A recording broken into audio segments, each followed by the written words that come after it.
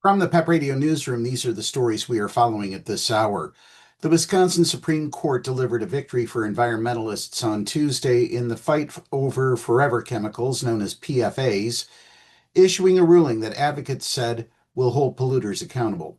State regulators can now force landowners to clean up emerging pollutants such as PFAs before they are officially designated a hazardous substance. The 5-2 ruling is a defeat for the state's powerful group representing businesses and manufacturers, which had argued the state couldn't enforce regulations on substances before they were officially designated as hazardous.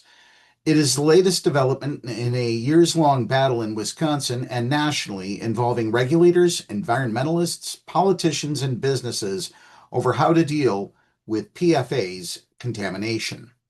PFAS, or perfluoroalkyl or polyfluoroalkyl substances, are a group of chemicals that have been around for decades and have now spread into the nation's air, water, and soil. They were originally manufactured by companies such as 3M and others because they were incredibly useful. They helped eggs slide across nonstick frying pans, ensured that firefighting foam suffocates flames, and helped clothes withstand the rain and keep people dry. The chemicals resist breakdown, however, which means they stay around in the environment and have a hard time breaking down in the body. There is a wide range of health harms now associated with exposure to certain PFAs, including low birth weight, cancer, and liver disease. Trib Live is reporting that Pittsburgh City Councilwoman Barb Warwick on Tuesday introduced legislation that aims to protect LGBTQ plus people and reduce the penalty for sex workers. The bills come at a time when the LGBTQ plus community is under attack by federal officials, Warwick, a Democrat from Greenfield, said during a news conference outside the city-county building. These bills are, I hope, the beginning of a larger conversation about how we can support community members who are under threat and affirmatively saying bodily autonomy is protected in the city of Pittsburgh. Warwick told dozens of advocates who gathered to support her proposal. Trans people are welcome in the city of Pittsburgh. Queer people are welcome and safe in the city of Pittsburgh. One of the bills aims to ensure LGBTQ plus people wouldn't be targeted if the state or federal government made it illegal to express sexual orientation or gender identity.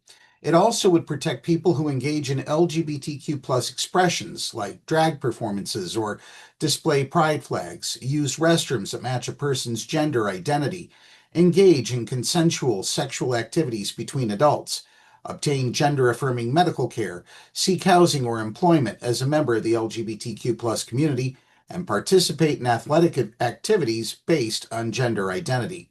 The measure would deprioritize enforcing any such measures in the city. If no one is coming to arrest me for doing something as a cisgender woman, then no one should be coming to arrest me for doing it as a transgender person, Warwick said. When asked whether this would apply to UPMC's actions, she urged anyone impacted to reach out to the commission because each case is different. The third piece of legislation would reduce penalties for sex work from a misdemeanor to a summary violation. The penalty would not exceed $100 through the court, though the court could order community service rather than a fine. Warwick in her legislation said that sex workers who face misdemeanors often find the charges make it harder to secure employment and housing or to win custody of their children. A disproportionate amount of people arrested for prostitution are non-white, Warwick said. Reducing the penalties will empower people to seek help or report crimes to police without fear of serious repercussions if they're engaging in sex work, said Teresa Nightingale, an organizer with the Pittsburgh Coalition for Safer Sex Work. And finally, President Donald Trump went on a predictably unhinged social media rant Tuesday morning, saying that Representative Alexandria Ocasio-Cortez, the Democrat from New York, should be forced to take the cognitive test after she called for his impeachment for bombing Iran. Stupid AOC, Alexandria Ocasio-Cortez, one of the dumbest people in Congress, is now calling for my impeachment, despite the fact that the crooked and corrupt Democrats have already done that twice before. Trump said in a Truth Social post, the reason for her rantings is all of the victories that the USA has had under the Trump administration. The Democrats aren't used to winning. and she can't stand the concept of our country being successful again. Trump was referring to Ocasio-Cortez's comments on Saturday, saying Trump's decision to bomb Iran amid its war with Israel is absolutely and clearly grounds for impeachment.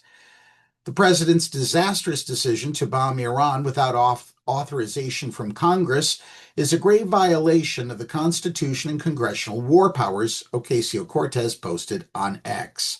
He has impulsively risked launching a war that may ensnare us for generations. It is absolutely and clearly grounds for impeachment.